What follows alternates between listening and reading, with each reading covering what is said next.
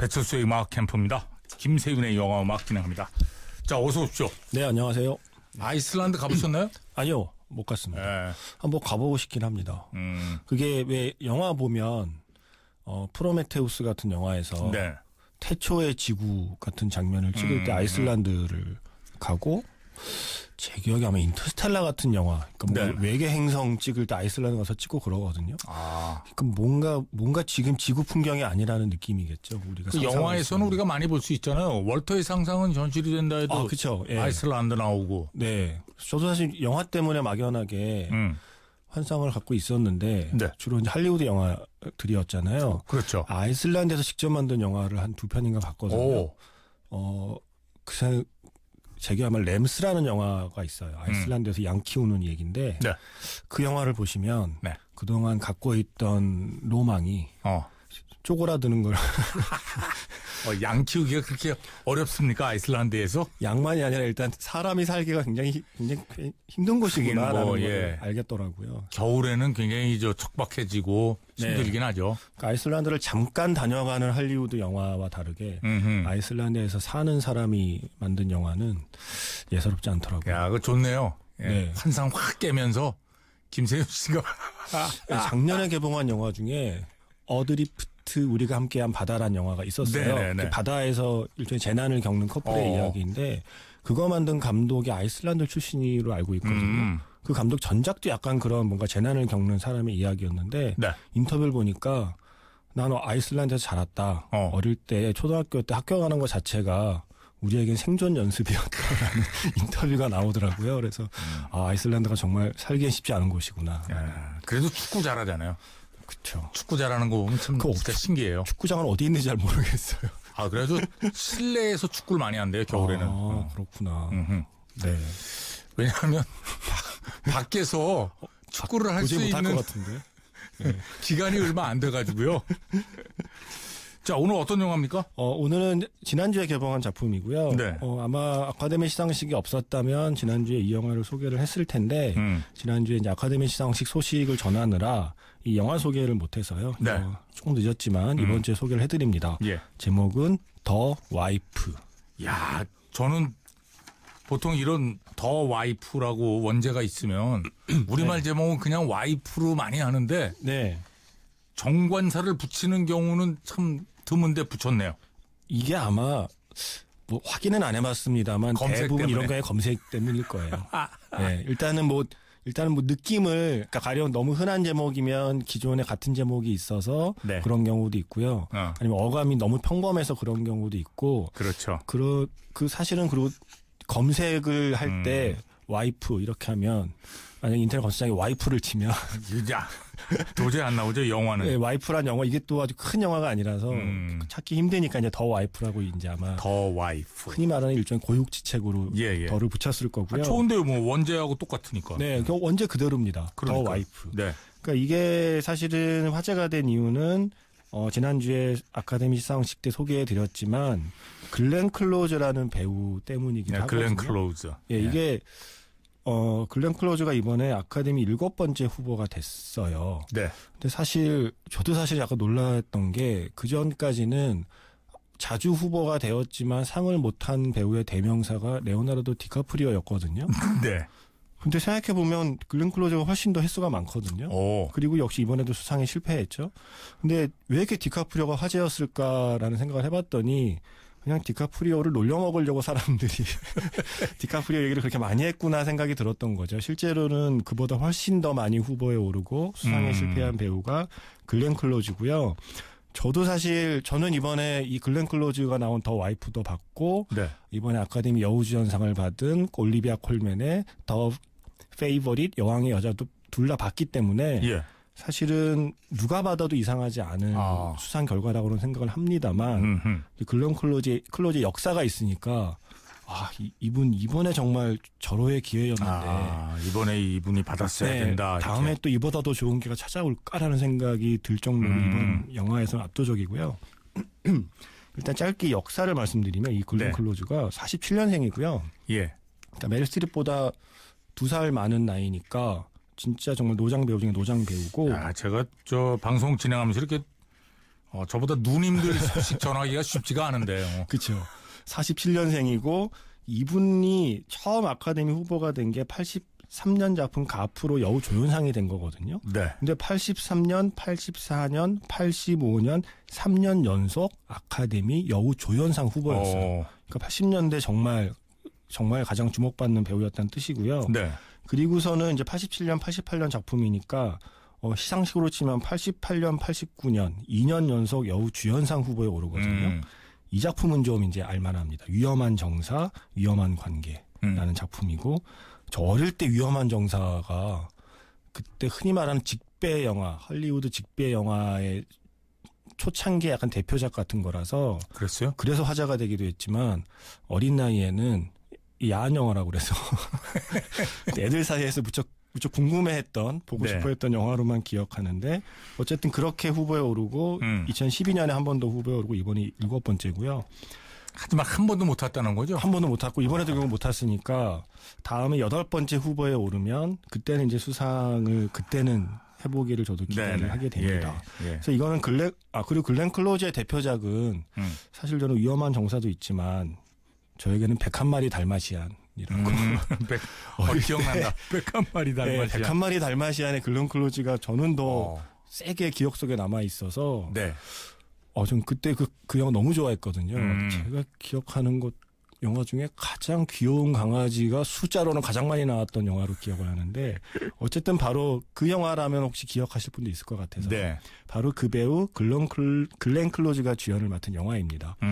이 작품은 제목 그대로 더 와이프, 아내에 대한 이야기고요. 네. 이게 2003년에 같은 제목의 원작 소설이 발표가 됐대요. 그러니까 2003년에 원작 소설이 발표되고 바로 이제 영화로 만들겠다는 그 결심을 했지만 네. 그로부터 이제야 이제 영화가 완성이 된 거죠.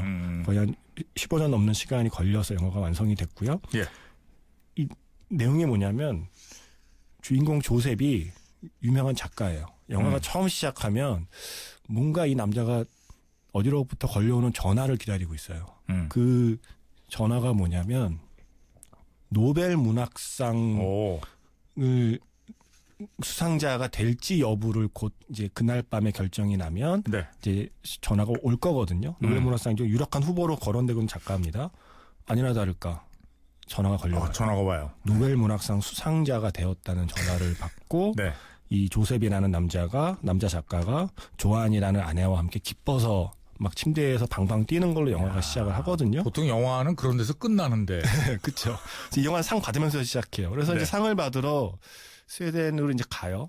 거기서부터 본격적인 이야기가 시작이 되는데, 그러니까 계속 조셉이라는 작가는 만나는 사람마다 이 모든 건 아내의 덕이다. 그러면서 뭔가 이렇게 계속 얘기를 하지만 아내의 표정은 미묘하고요.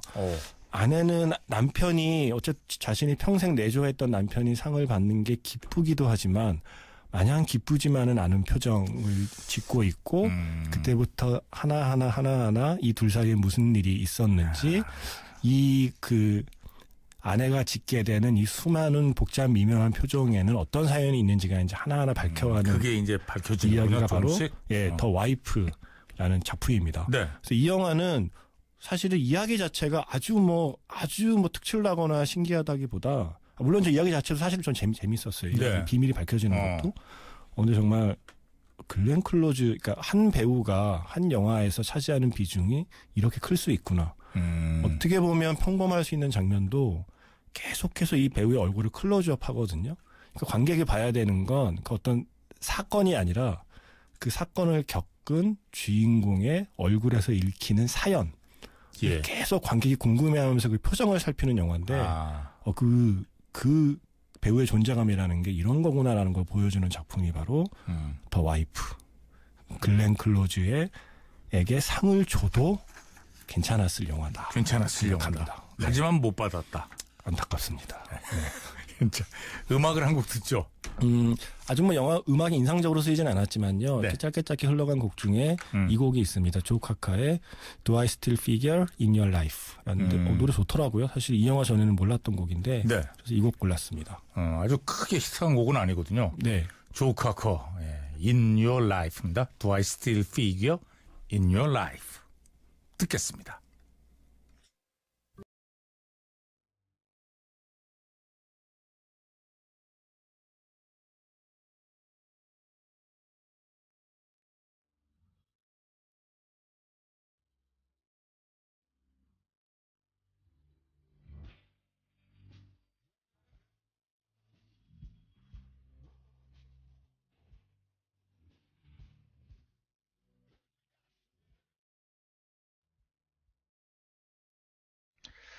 정말 이 세상에 한 명밖에 없는 목소리예요. 조 카커. In Your Life. Do I Still Feel In Your Life 들었습니다. 네. 글렌 클로즈가 오스카에서는 상을 못 받았지만 그 전에 열린 골든글로브에서는 여우주연상을 받았거든요. 그렇죠. 그리고 그때 수상 소감이 정말 인상적이었어요. 그러니까 몇 해 전, 한 2년 전인가요? 골든글로브, 그러니까 주로 수상 소감은 골든글로브 수상 소감이 좀 멋있는 것 같아요. 아카데미는 뭔가 시간에 쫓기듯이 해서 그런가? 뭔가 아카데미 시상식 끝나고 나면 기억에 남는 수상소감. 이번에도 물론 여우주연상과도 올리비아 콜먼의 수상소감은 정말 귀엽고 사랑스럽고 멋있었지만 주로 뭔가 내용적으로 사람을 울리는 수상소감은 골든글로브에 많은 것 같긴 한데 한 2년 전인가 메릴 스트립의 수상소감도 굉장히 좋았는데 그렇죠. 이번에 글렌 클로즈의 수상소감도 굉장히 화제가 됐고요. 동영상 사이트에 이렇게 보시면 이렇게 영상이 있고 한글 자막도 조금 붙어있는 게 SNS에 있어요. 그게 뭐냐면 본인이 이 영화 자체가 이제 와이프잖아요. 더 와이프란 영화를 찍으면서 안 그래도 많은 생각을 했다. 특히 이제 본인의 어머니가 나중에 나이 드셔서 그런 말씀을 하셨다. 내가 살면서 이룬 것이 하나도 없다. 라는 말씀을 하셨는데 그 말이 계속 생각이 났다. 그래서 우리 그 수많은 여성들이 주로 아이의 엄마나 남편의 아내로의 역할을 계속해서 요구를 받는데 여성 스스로 자신의 꿈을 쫓아야 한다라는 이야기를 이제 수많은 후배들 앞에서 이제 글렌 클로즈가 이야기를 한 거죠. 그 수상소감 자체도 굉장히 짧고 하지만 내용 있는 수상소감으로 화제가 됐고요. 영화를 보고 나면 안 그래도 정말 그런 생각을 하게 돼요. 우리가 보통 내조의 여왕이라고 말을 많이 하는데 그것이 만일 본인이 정말 하고 싶어서 선택해서 간 길이 아니라 주어진 상황 때문에 어쩔 수 없이 자신의 꿈 대신 남편의 꿈을 지원하고 응원하며 살아온 삶이라면 그 삶을 돌아보는 그 여성의 표정은 어떠할 것인가. 그게 사실은 더 와이프의 핵심이거든요. 그래서 이 더 와이프는 이야기 자체의 비밀을 추적해가는 것도 영화를 보는 재미지만 그 사건이 벌어짐에 따라 순간순간 변하는 글렌 클로즈의 그 미묘한 표정 안에 담겨있는 그 사연. 그러니까 영화에는 사건이 묘사되는데 우리는 배우의 표정을 통해 그 사건의 이면에 있는 사연을 짐작하는 게 이제 관객의 역할이잖아요. 이 영화는 그런 점에서 더 페이버릿의 올리비아 콜맨이 훨씬 더 뭔가 드라마틱하고 격렬한 연기를 보여줬지만 다른 의미로 그러니까 속으로 삼키는 연기라고 하면 이 글렌 클로즈의 연기도 올해 함께 가장 기억해야 될 연기가 아닌가 생각이 들고 다시 기회가 올까요? 여우주연상 받을 기회가 꼭 왔으면 좋겠습니다. 저는 이 배우가. 그리고 하나만 추가로 말씀드리면 영화에서 이제 글렌 클로즈가 연기한 조안이라는 역할의 젊은 시절을 연기하는 배우가 있어요. 그 배우는 글렌 클로즈의 실제 딸. 진짜 딸이 연기를 했어요? 실제 딸이 엄마가 연기한 주인공의 젊은 시절을 연기하고 있고요.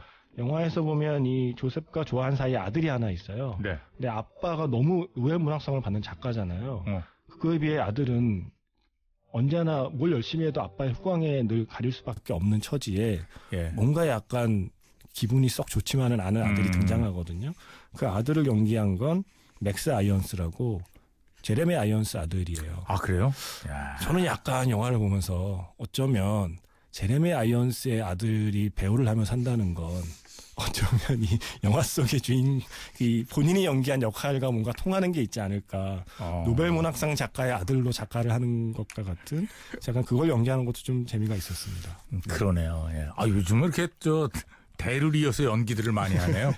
그리고 또 한 명의 반가운 얼굴은 이 둘 사이의 어떤 그 존재하는 비밀을 세상에 밖으로 드러내고 싶어서 뭔가 계속 건드리는 존재가 등장하거든요. 이 노벨문학상 받은 조셉의 전기를 쓰겠다고 나선 작가가 한 명 등장해서 뭔가 계속 긴장을 만들어냈는데 그걸 연기하는 사람은 또 크리스천 슐레이터예요. 예전에 볼륨을 높여라로 상징되는. 오랜만에 반갑더라고요. 그래서 반가운 얼굴들이 나오는 영화가 바로 더 와이프. 하지만 가장 돋보이는 건 역시 주인공 글렌 클로즈의 연기입니다. 자, 음악 들으면서 마치죠. 정말 1차원적인 성공입니다. 작가에 대한 이야기라서 스테레오포닉스의 미스터 라이터를 골랐습니다. 이 라이터가 그 라이터. 약간 미시즈 라이터라는 곡이 있으면 더 좋았겠지만 없어서 어쨌든 영화에서의 작가는 남자이긴 하니까요. 그래서 오랜만에 듣고 싶어서 이 핑계로 골라왔습니다. 알겠습니다. 네. 자, 스테레오포닉스의 미스터 라이터 들으면서 김세윤의 영화음악 마칩니다. 고맙습니다. 네, 고맙습니다.